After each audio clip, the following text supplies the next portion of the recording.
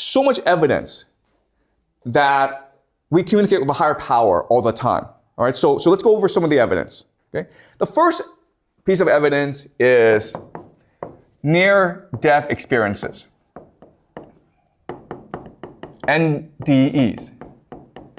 Near-death experiences are when you almost die, okay, or you're dead for like 10 seconds or 10 minutes, who knows. But there are thousands, tens of thousands of these testimonies on YouTube, and they all say the same thing. When they die, they see a tunnel, and at the tunnel, there's a light that draws them. Okay, they go, and then suddenly they are high up, and they feel tremendous love, peace, forgiveness, compassion. It's all good. And then they submit to a life review. They have a chance to reflect on their entire life. They can see all the pain they caused. They can see all the good they've done in the world. And then they're asked by a higher force, and it's like God or an angel, but like there are different interpretations, okay? Do you want to go back? And they always say, yes, I need to go back. Why? Because I need to tell people about my experience. And they come back extremely changed people. And again, these are people who don't know each other. And maybe before they were atheists or just scientists. But once they have these experiences, it changes them forever, okay? So near-death experiences, we have problems explaining why this is the case. Second is the idea of psychedelics. Okay. Okay, psychedelics. So throughout human history, every culture has used psychedelics because psychedelics were a way for shamans or priests to access the divine. And what's really interesting is when you use a certain type of psychedelic, you end up seeing the same images regardless of who you are.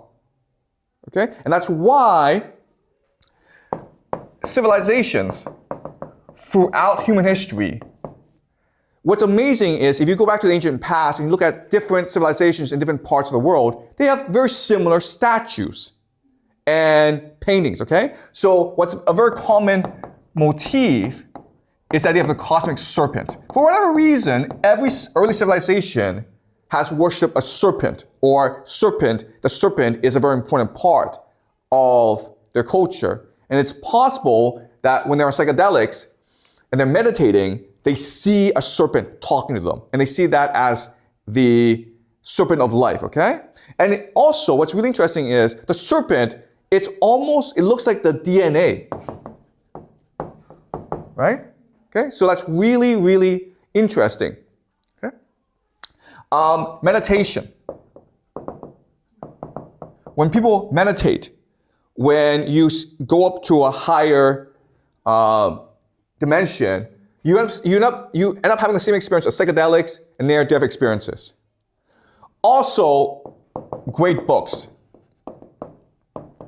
I myself have never done psychedelics.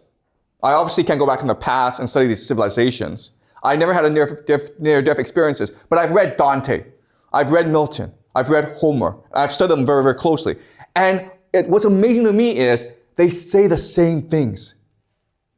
When Dante, in his Divine Comedy, when he describes the universe, when he describes God, when he describes the heavens, it's almost as though he's describing a near-death experience.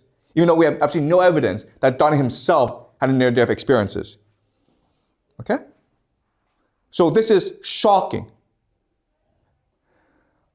Okay, so there's a lot of evidence that there's a higher force beyond us. So the spirit world does exist. Again, I can't prove it exists, but there's a lot of evidence to suggest it does exist. Okay? So now the question then is, if our current model of reality doesn't really